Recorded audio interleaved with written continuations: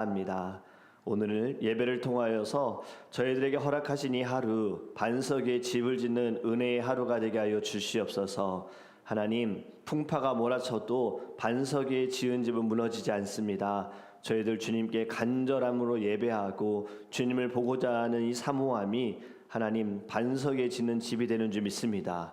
세상의 것, 세상이 바라는 것들, 하나님 아직도 우리 손에 쥐고 있는 것, 결국엔 다 모래 위에 집을 짓고 있음을 깨닫게 하여 주시옵소서. 작은 일에도 흔들리고 결국에는 우리가 죽을 때에는 아무것도 가지고 갈 수 없음을, 또 이 땅에 가지고 있는 것으로 주님께서는 우리에게 주신 사명과 또 우리에게 명령하신 모든 것을 얼마나 지켰는지를 주님이 다 헤아리실 줄 믿습니다.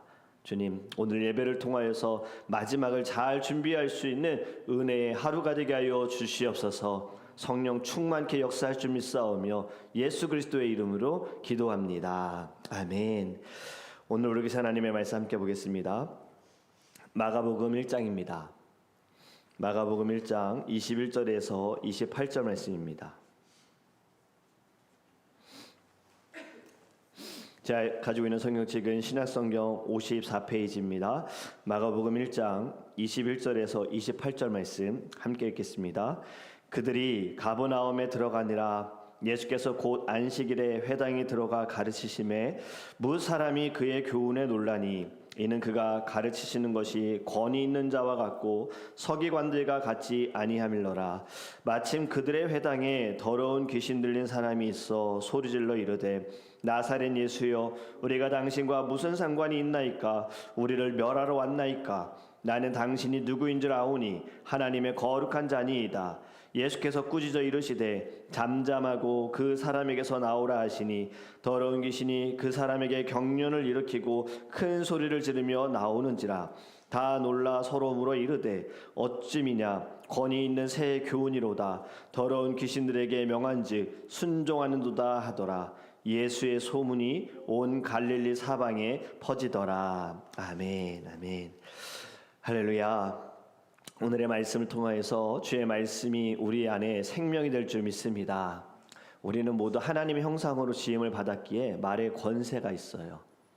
하나님의 말씀, 하나님도 이 세상을 지으실 때에 말씀으로 지으셨고, 그렇게 하나님의 형상으로 지음받은 우리도 이 말이 새치 혀밖에 되지 않는 이 작은 혀로 더 큰 것도 움직일 수 있는 힘이 있습니다. 그래서 이 말이 사람을 살릴 수도 있고 죽일 수도 있다라는 거죠. 우리가 살아가는 이 시대에는 말이 너무나도 많습니다. 정말 너무나도 많아요. 예전에는 가까운 사람의 말, 만나는 사람들의 말만 있었다면 지금은 모르는 사람들의 말까지도 우리는 다 듣습니다. 태평양 넘어 지중해 너머까지 먼 세상 저 다른 나라에 사는 사람들까지의 말도 우리는 다 듣습니다. 핸드폰만 열어도 말이 많습니다.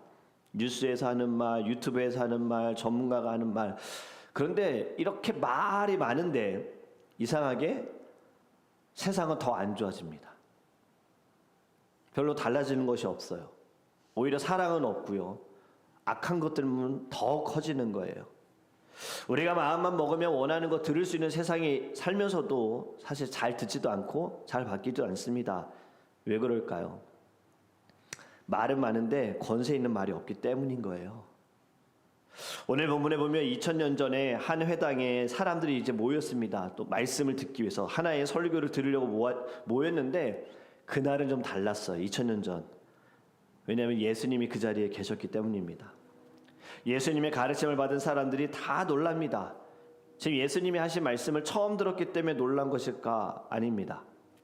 예수님은 회당에서 늘 구약의 말씀을 전하셨어요. 구약의 성경을 읽으셨고 말씀하신 거예요. 항상 회당에서는 성경을 읽었기 때문이에요. 그렇다면 예수님의 화법이 좋았을까? 예수님의 발음이 좋거나 톤이 좋거나 막 목소리가 좋았을까? 그것도 아닐 겁니다. 사람들이 놀란 이유는 본질이 달랐기 때문에 놀란 거예요. 예수님의 그 말 한마디에 권세가 있었기 때문에. 권세가 무엇일까? 여러분, 권세라는 단어는 단순한 힘이 아닙니다. 통치권을 말하는 거예요. 권세, 다스림, 합법적인 지배권을 이야기합니다. 예수님이 하신 말씀은 모르는 것을 가르쳐 줄 게가 아니라 이 말씀이 너희를 다스려야 돼. 너희는 이 말씀 안에 있어야 돼. 라고 하시는 것이 바로 권세 있는 말인 거예요. 여러분, 우리는 말씀을 들을 때 어떻게 듣습니까? 좋은 조언으로 듣습니까? 아니면 마음에 드는 구절만 읽습니까? 여러분, 주의 말씀에는 권세가 있는 줄 믿습니다. 그래서 말씀을 들을 때 권세 있는 말이다. 이 말씀이 오늘 나를 다스려 주세요. 나를 통치해 주세요. 이러한 마음으로 말씀을 읽을 때 하나님의 지배 아래 머무게 될 줄 믿습니다.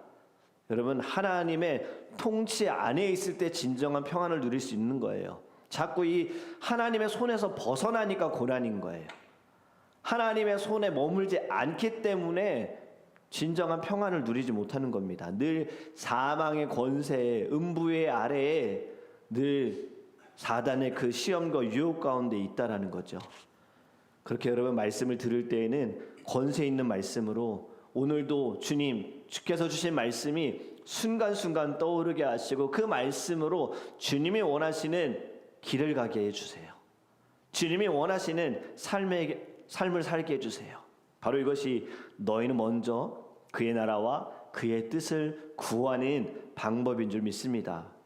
말씀을 전하는데요, 여러분, 그곳에 회당장에 더러운 귀신 들린 사람이 있었어요. 이 사람이 예수님의 말씀을 듣다가 소리칩니다. 참 이게 아이러니한 것이 뭐냐면 지금 예수님의 말씀에 가장 먼저 반응한 사람이 귀신 들린 사람이다라는 거예요. 이 사람이 뭐라고 말합니까? 나는 당신이 누구인지 압니다. 하나님의 거룩한 자입니다. 라고 이야기해요. 여러분, 영적인 존재는 예수님이 누구인지 너무나도 잘 압니다. 예수님께서 복음을 전하실 때 마을 이곳저곳을 다니실 때마다 귀신 들린 사람들이 먼저 반응하잖아요. 우리를 멸하려고 오셨습니까? 차라리 우리를 저 돼지떼에 넣어주세요. 여러분, 영적인 존재 예수님을 잘 알아요. 하지만 인간은 잘 모릅니다. 또 알면서도 잘 따르지 않기도 해요. 오늘 큐티 말씀이 마가복음 6장입니다. 마가복음 6장 20절에 보면요, 이런 말씀이 있어요. 헤롯이 등장하는데 지금 헤롯이 세례 요한을 죽였던 일에 대해서 이제 회상하면서 나오는 말입니다. 20절에 이렇게 말씀합니다. 헤롯이 요한을 의롭고 거룩한 사람으로 알고 두려워하여 보호하며 또 그의 말을 들을 때 크게 번민을 하면서도 달갑게 들음이로라. 아멘. 지금 상황이 어떤 상황이냐면 헤롯이 자신의 동생의 아내를 취합니다. 이에 대해서 세례 요한이 옳지 않다라고 바른 소리를 하거든요. 이 이야기가 헤로디아라는 그 동생의 아내, 헤롯의 지금의 부인이 불편해하는 거예요. 그래서 어떻게든 세례 요한을 죽이려고 해서 헤롯에게 부탁하는데 헤롯은 20절의 말씀처럼 요한에 대해서 잘 알고 있어요. 그는 거룩한 사람이고 옳은 사람이고 나에게 말을 할 때 사실 내가 굉장히 불편하지만 내가 고민스럽지만 그래도 그 말이 맞다. 달갑게 듣는다. 너무 잘 알지요. 하지만 여기까지라는 거예요. 알지만 헤롯은 헤로디아를 위하여 세례 요한을 죽입니다. 목을 베어서 죽입니다. 그리고 그 세례 요한의 목을 갖다 준다라는 거죠. 여러분, 지식이 있다고 순종하는 것이 아닙니다. 안다고 믿음 있는 것도 아니에요. 지금 귀신 예수님의 존재를 너무나도 잘 알지만 예수님을 따르지 않아요. 오히려 예수님을 알기에 두려워하지만 예수님을 사랑하지도 않습니다. 자, 오늘 우리는 어디에 서 있습니까? 여러분, 말씀을 들을 때 배우려고 말씀을 듣습니까? 아니면 삶의 변화를 위해서 말씀을 듣습니까? 또 말씀을 들을 때 아는 것으로 만족하십니까? 아니면 알면 알수록 나는 죄인입니다. 나는 연약합니다. 주님 없이는 살 수 없군요. 라는 것을 깨닫고 더욱 겸손해지십니까? 말씀을 들을 때 여러분 따르기 위해서 듣습니까? 아니면 그냥 지식으로 알기 위해 듣습니까? 여러분, 지금 어제부터 사순절이 시작되었어요. 사순절을 우리가 보내면서요, 더 주님을 따르기 위해, 삶의 변화를 위해 말씀을 듣기 원하고 말씀 한 구절 읽을 때 하나님께서 우리를 만져주시기를 간절히 원합니다. 그래서 아는 것으로 끝남이 아니라 이 알을 통하여서 주님께 더 가까이 가시는 저와 여러분이 되기를 주님의 이름으로 축복합니다.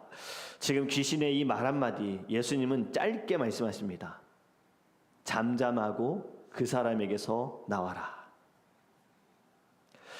예수님은 어떤 설명도 하지 않으시고 어떤 의식도 행하지 않으시고 협상도 없으십니다.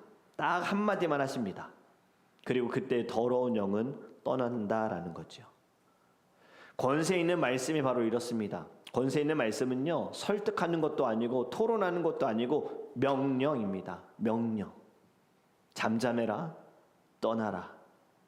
우리의 마음에도 소리가 많을 겁니다.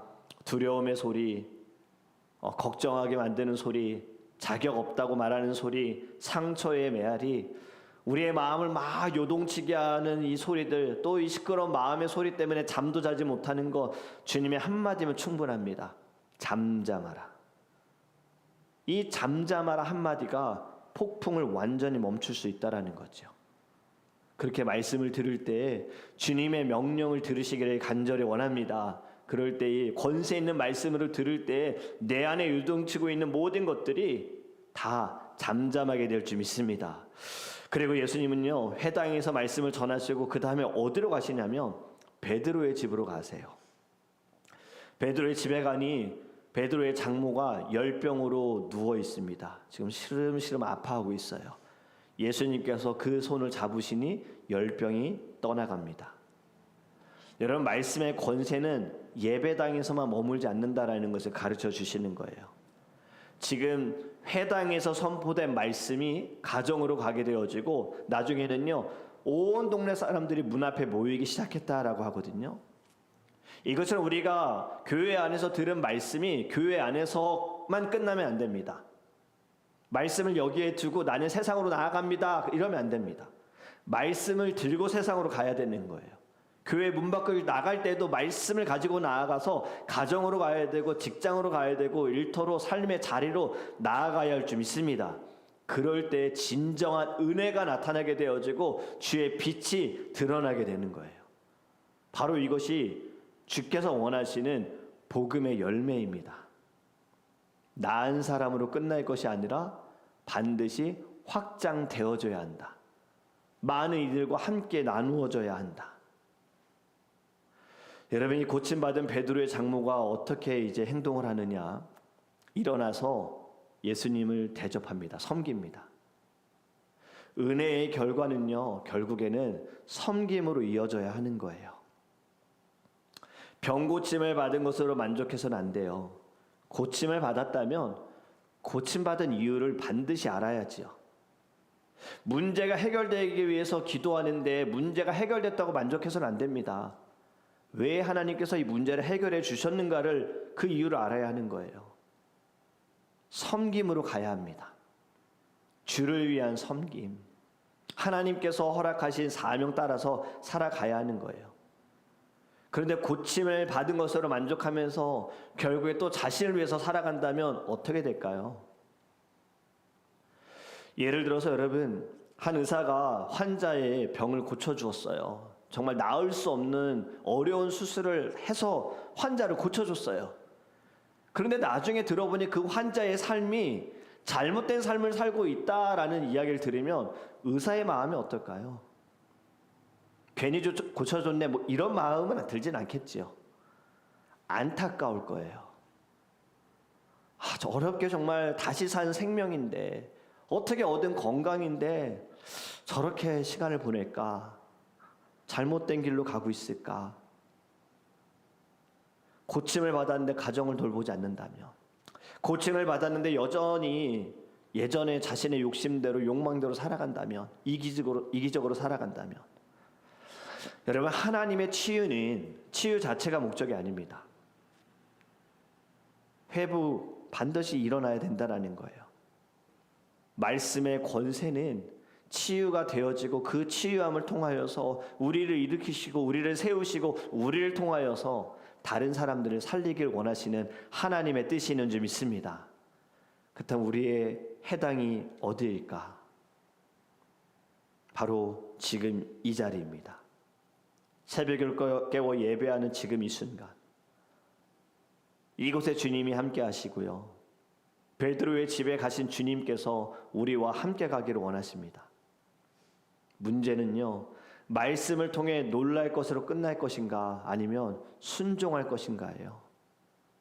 말씀이 권위 있다 감탄만 할 것인가 아니면 진정한 주인의 자리, 삶의 자리를 주님께 내어드릴 것인가. 여러분, 오늘 말씀을 통하여서 이렇게 좀 정리했으면 좋겠습니다.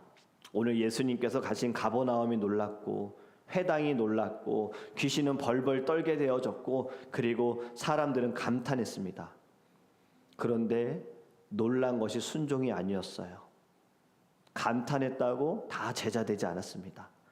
오늘 본문은 우리에게 묻는 것이 이겁니다. 예수님의 말씀을 정보로 듣겠느냐 아니면 통치로 받겠느냐.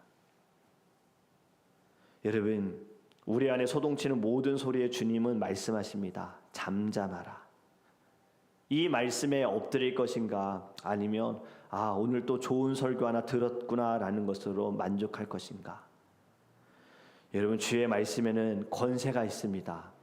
오늘 여러분의 삶의 자리가 바로 권세 있는 말씀이 다스릴 수 있도록 주님 앞에 엎드리시기를 예수 그리스도의 이름으로 축복합니다. 기도하겠습니다. 사랑의 하나님, 감사합니다.